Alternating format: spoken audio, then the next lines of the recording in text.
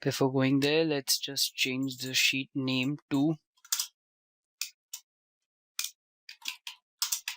time-based user travel usages, bus transport user usages, right? We'll copy the same thing, okay, and we'll be replacing the same thing over here, and done. So now if we go, we have this average monthly bus transport usage. We also have average weekly bus transport usage. We have day-wise average transportation, which is month basis as well. So day-wise monthly bus transportation usage. We have time-based month-wise bus transportation usage. If we want to do it month-wise, or we can directly take it to a quarter base as well. So instead of month, we can select anything from here. It's a quarter base, right? Quarter one, and we remove month from here. So it is 4 quarters. Every quarter, how is the transportation is going on, right? So we have achieved these 4 tasks. Now let's go back to our presentation and let's see what did we achieved everything or not.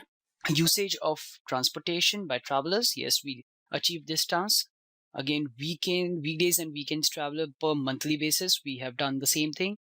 Hourly travel of each traveler every month, weekdays and weekends.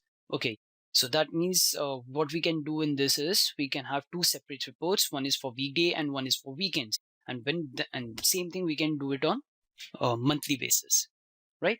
So that's pretty simple now. Now, hourly travel bus depot by every bus depot. Okay, so this is one of the things we need to do. Let's go back to our Tableau. And in this, what we'll do is we'll duplicate the same worksheet, right? Duplicate the same worksheet, right? So what we'll do is, instead of this, we'll be having the bus depot, starting journey. Yes, right? So this is on A, B, C, D, E at 5 p.m., 6 p.m., 7 p.m., 8 p.m. Okay. So before that, we'll remove this. So we know that we have some null values as well. So what we'll do is we'll just exclude this thing for time being. At bus station A, we have 154 passengers traveling. At bus station B, we have these many people traveling, C, D, and E.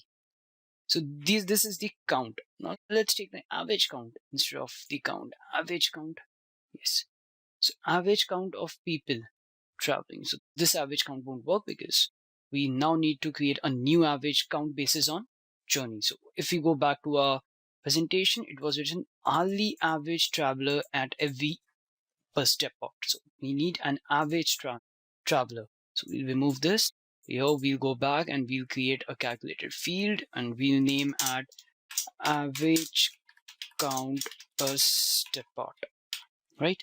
Over here we'll go with the sum of average number of records divide by average, not average, but count TD of starting journey, and apply OK. Right, rows and column. Rows, okay, rows over here, and sorry, average count will be here and starting journey will be here. Okay, this thing didn't reflect it back in the same manner, right? So here it is not showing. The reason is we took a wrong formula. Let's go and edit this thing. Edit, right? So what we have done is we have taken up the count of starting journey. So we know that there are 5 stations. We take it 5. Number of records divide by 5. Apply OK. Then if we remove this, we'll go back and we'll put up this. So it is already okay. And if we go over here, screen, no,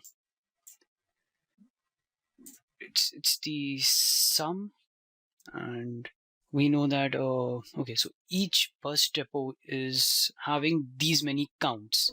So so these many people travel at each bus depot. So this is what, but we need to find out the average number of people traveling. So what is this average number of people traveling? How are we going to calculate it?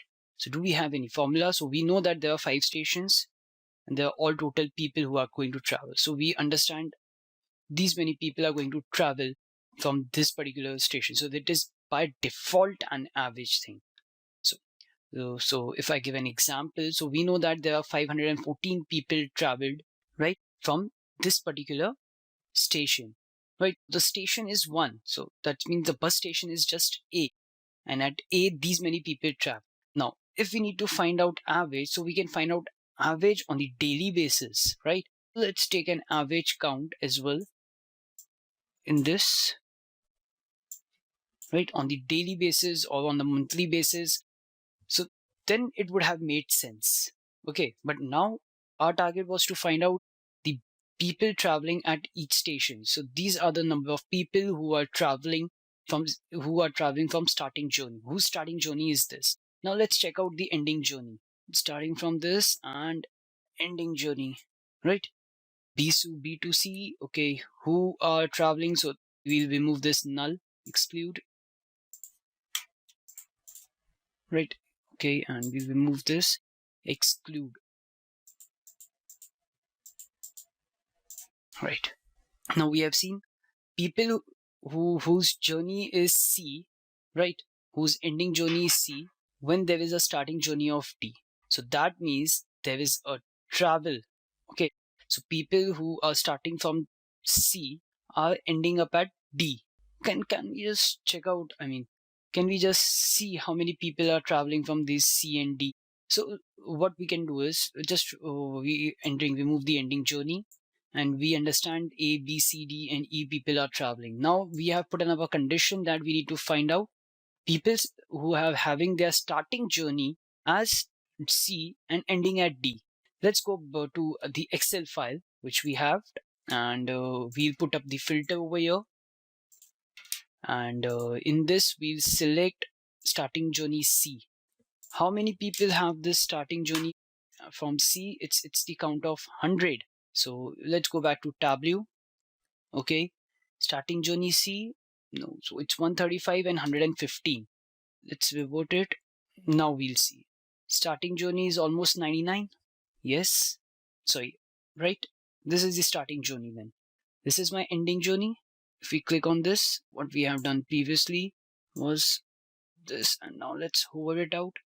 So ending journey is C and starting journey is A. So ending journey is D and starting journey is A. Ending journey is C and starting journey is B. Ending journey is E and starting journey is B. Ending journey is A and C, B and D, and this. So in this cases, we can directly see that there are 52 people who are traveling from whose starting journey and ending journey are this. Let's check it in our Excel sheet as well. So let's check out for starting journey is A and ending journey is C. How many records we'll find?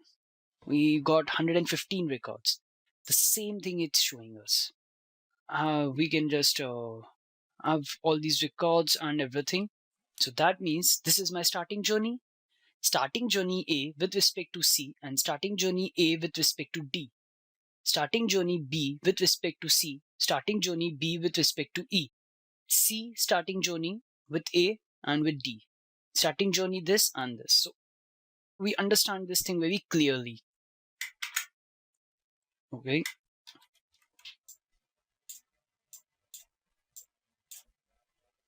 Right? That's a great insight technically. We'll name it as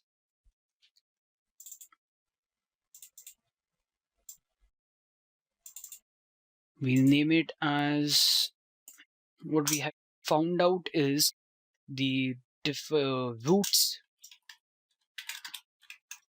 routes travel density.